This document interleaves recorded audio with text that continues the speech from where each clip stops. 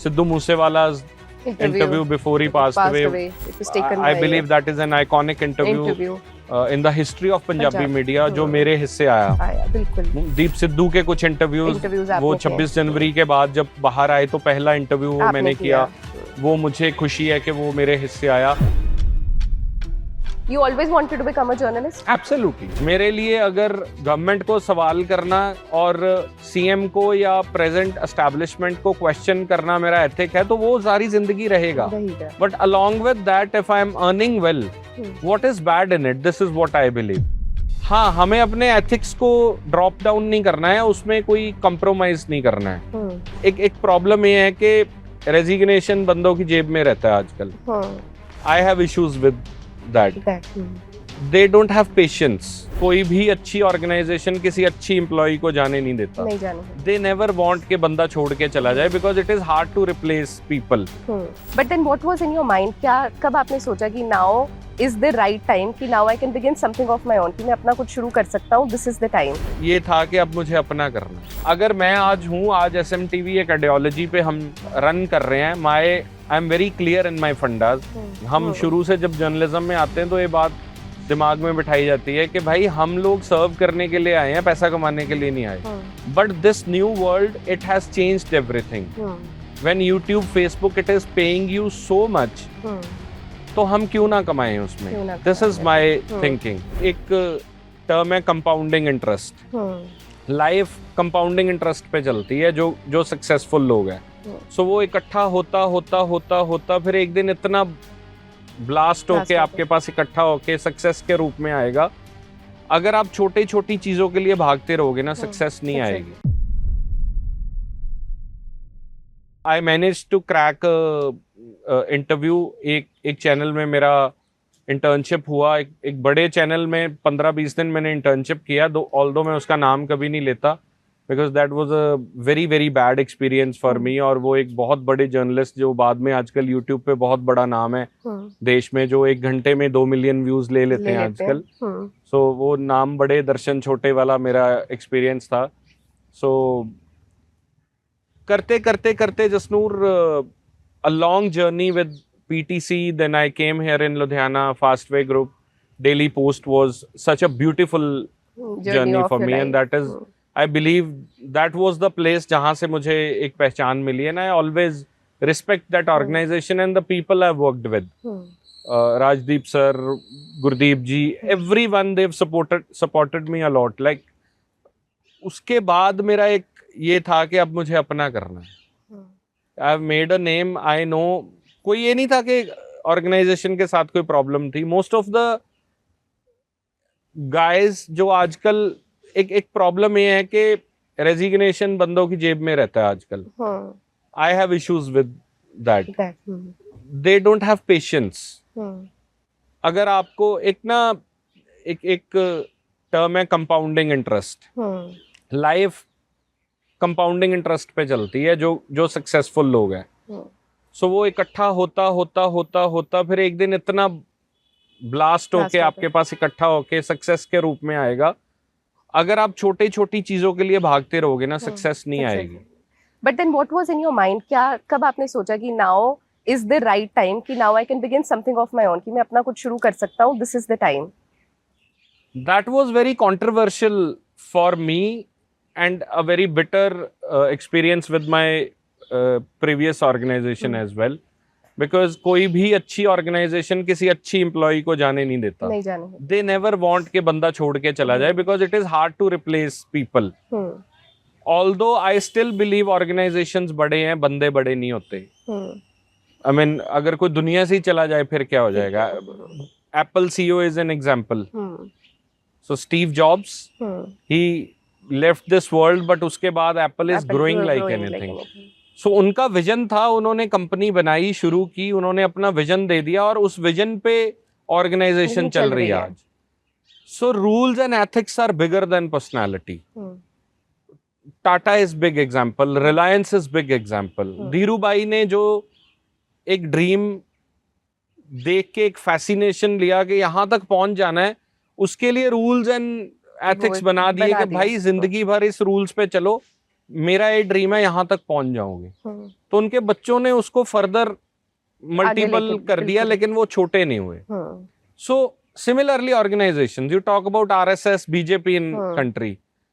What is RSS doing? RSS अपनी ideology को strong रख के, irrespective of people, irrespective of personality, irrespective of leaders, वो कह रहे हैं कि आइडियोलॉजी बड़ी है, बंदे बड़े नहीं है. कल को मोदी नहीं रहेगा तो योगी आ जाएगा. आइडियोलॉजी सेम, आइडियोलॉजी है, बस वो बड़ी है.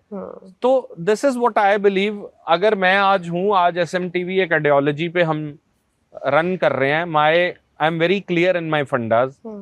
मुझे रिसेंटली ये समझ आया कि finance is as big as anything. हम शुरू से जब जर्नलिज्म में आते हैं तो ये बात दिमाग में बिठाई जाती है कि भाई हम लोग सर्व करने के लिए आए हैं, पैसा कमाने के लिए नहीं आए. But this new world, it has changed everything. When YouTube, Facebook, it is paying you so much, तो हम क्यों ना कमाएं उसमें. This is my thinking. हाँ, हमें अपने एथिक्स को ड्रॉप डाउन नहीं करना है, उसमें कोई कंप्रोमाइज नहीं करना है. मेरे लिए अगर गवर्नमेंट को सवाल करना और सीएम को या प्रेजेंट एस्टैब्लिशमेंट को क्वेश्चन करना मेरा एथिक है, तो वो सारी जिंदगी रहेगा. But along with that, if I am earning well, what is bad in it? This is what I believe.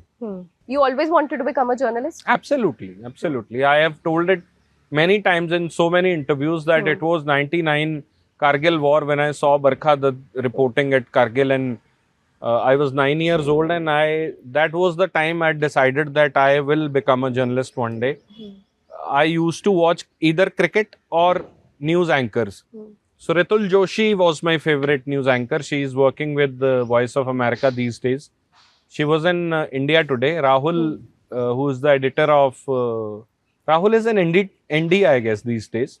Rahul was with Headlines Today those days. उससे पहले he was in आज तक. और रितुल और Rahul, they used to do the prime time her rose. So HK Dua साहब passed away a couple of days ago, and he was such a great personality of media. मुझे लगता है कि आजकल के जो कंटेंट क्रिएटर या जो जर्नलिस्ट टर्न्ड क्रिएटर्स या क्रिएटर टर्न्ड जर्नलिस्ट हैं, they should read more about the print media people, जो HK Dua साहब जैसी personalities हैं. So I have grown up watching Shekhar Gupta ji. I've grown up, Vinod Dua Saab was my personal favorite, and I managed to do his interview before he passed away in Corona. तब किसान आंदोलन चल रहा था. I called him somehow, one of my contacts, वो उनके close था, और उन्होंने रिक्वेस्ट किया, तो in between those tense days I could manage to do his interview. That is एक तसल्ली है कि यार उनको मिला और उनका इंटरव्यू किया. He was such a tall personality. Vinod Dua साहब, even HK Dua साहब राज्यसभा मेंबर रहे. तो प्रॉब्लम है इसके, आजकल जब कंटेंट क्रिएशन के दौर में हम लोग we are not able to differentiate between journalists and content creators. मैं ये समझता हूँ कि you become either a journalist or a creator, but आपको इन लोगों को पढ़ना चाहिए. आप IP सिंह को पढ़ो आज की डेट में. जलंधर से टाइम्स ऑफ इंडिया के लिए रिपोर्ट करते हैं. SP सिंह जो PTC पे भी एक शो करते हैं, is one of my favourites. He talk sense. तो बहुत सारे आइकॉनिक इंटरव्यूज जो मुझे लगता है कि I have manage to do, जो मेरी लाइफ में ये रहेगा कि Sidhu Moosewala interview before he passed away, I believe that is an iconic interview in the history of Punjabi media, जो मेरे हिस्से आया. बिल्कुल. दीप सिद्धू के कुछ इंटरव्यूज वो 26 जनवरी के बाद जब बाहर आए, तो पहला इंटरव्यू वो मैंने किया. वो मुझे खुशी है कि वो मेरे हिस्से आया. अभी रिसेंटली फ्लड्स में AP Dhillon, that interview for me, first ever Punjabi media interview which he gave, that वो मेरे हिस्से आया. करण औजला's interview in floods. So there are so many. Ajin Tillo also maybe. Yes, indeed. So ऐसे बहुत सारे इंटरव्यूज है. I've interviewed RS Koman साहब. He is a very well known economist. Sardara Singh Jaul साहब's interview. I've written full pages for Daily Post for like good 1.5 years. उसमें से बहुत सारे ऐसे इश्यूज हैं जिसपे मैंने बात की जो मुझे प्राउड है. हेपेटाइटिस C पे मैंने बात की है, कैंसर पे मैंने बात की है, ग्राउंड वाटर जो इतना नीचे जा रहा है उस पे मैंने बात की है, पंजाब की जो एग्रेरियन क्राइसिस है कि हम राइस और वीट से बाहर क्यों नहीं आ पा रहे, उस पर सरदारा सिंह जौल साहब का एक बड़ा इंटरव्यू उस पर किया था. तो there are thousands of interviews like these जो एक when I went to Pakistan first time, that was in 2019. So one of my friends there, उन्होंने मुझे एक कपल से मिलवाया, very old couple. वो अंकल आंटी आए and they were sitting outside of my hotel. तो मैं गया, मिला उनसे and the lady she started crying. तो I asked her कि क्या हुआ, तो उन्होंने कहा कि मेरा बच्चा छोटा 13-14 साल का है, हम बॉर्डर पे रहते हैं, तो गलती से वो क्रॉस कर गया, वो इंडिया चला गया and he is in Hoshiarpur jail, juvenile jail. Indian यहाँ पे उसका ट्रायल चला तो तरन कोर्ट ने उसको बरी कर दिया, but still he still there in the jail और उसको वापस लाने के लिए हम कुछ नहीं कर पा रहे. तो I was in Daily Post those days. I remember हमने यहाँ लुधियाना में एक बहुत बड़ा मार्च किया. So people from all walks of life they turned in big numbers. वहां से हमने वो शुरू किया, release Mubarak, that he is a 14-year-old बच्चा है, गलती से यहाँ आ गया और इंडियन कोर्ट ने उसको बरी कर दिया. अगर ट्रायल चल रहा होता तो फिर शायद हम कुछ ना कर पाते, या मे बी वो कन्विक्ट होता तो तब भी कुछ ना कर पाते. सिंस वो उसको बरी कर दिया तो हमें उसको वापस भेज देना चाहिए. So that is one of iconic things in my life जिसको मैं हमेशा रेलिश करूंगा, चेरिश करूंगा अपनी पूरी जिंदगी में, कि वो एक बड़ी मुहिम बनी. उसमें this is the power of journalism. Absolutely. So हमने शुरू किया, हमने अप्रोच किया एमपीज को, we manage to Amit Shah ji तक वो बात पहुंचाने में हम कामयाब हुए. डीसी होशियारपुर तब ईशा कालिया जी थे, very good, very nice lady. इतना सपोर्ट किया उन्होंने. She went to the jail, उनको पता नहीं था वो बच्चा वहां पे है. शी वेंट देयर, उन्होंने उसको जाके प्यार किया और उसको ये एहसास दिया कि भाई तू जा सकेगा अपने देश वापस. और सिंस बड़ी टेंशन्स थी, इंडिया पाकिस्तान मसला है, छोटी बात नहीं है. बिल्कुल. तो आई रिमेम्बर के मोहम्मद गजाली मेरे दोस्त हैं, आजकल आई डोंट नो कौन से चैनल में या प्रिंट मीडिया में है, तब वो एनडीटीवी में थे. तो गजाली रिपोर्टेड अबाउट इट और रवीश ने अपने एक शो में उसकी बात की. फिर तब प्राइम टाइम जो रवीश का वो, तब रवीश वाज नेक्स्ट लेवल. हर रोज रात को 9 बजे एनडीटीवी पे दुनिया रवीश का प्राइम टाइम देखती थी, मिस नहीं करता था कोई जी. तो तब रवीश ने जब उसके बारे में बात की तो अराउंड 15-20 दिन हमें लगे. मलेरकोटला, फाजिल का, धीरे धीरे वो आग फैलती फैलती लोग सड़कों पे उतरे, सबने बात की कि बच्चे को छोड़ा जाए. दिस इज अबाउट ह्यूमैनिटी, वो बच्चा है. एक दिन फिर मैं I was in office only, I was sitting idle, तो मुझे गजाली का फोन आया. तो उसने कहा कि congratulations, you have done it. I asked him क्या हुआ, तो उसने कहा कि अभी एमएचए से एक लेटर आया है, एनडीटीवी के पास है वो लेटर, और 2 लोगों को छोड़ा जा रहा है. एंड वो लड़का उसका नाम था उसमें से एक. तो that was very emotional moment for me. तब मैं जितने लोग उस मुहिम में जुड़े सबका थैंक यू किया, बट मेरे से भी ज्यादा काम खारा साहब जो वकील हैं उन्होंने किया. वो हाई कोर्ट मूव हुए और एक महेंद्र पाल अरोड़ा है वकील, ही इज फ्रॉम तरन तारण, जिन्होंने उसको बरी करवाया.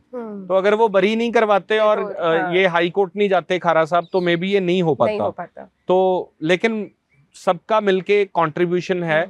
And so the point is के इतना कुछ करने के बाद, हार्डकोर जर्नलिज्म में इतना कंट्रीब्यूशन के बाद, आज when people troll you about few things which are purely content creation things, वो hardcore journalism नहीं है. Sometimes when I'm writing about things or I'm making reels, क्योंकि that is the need of the hour. अगर आप वो नहीं करोगे तो आप बहुत पीछे रह जाओगे.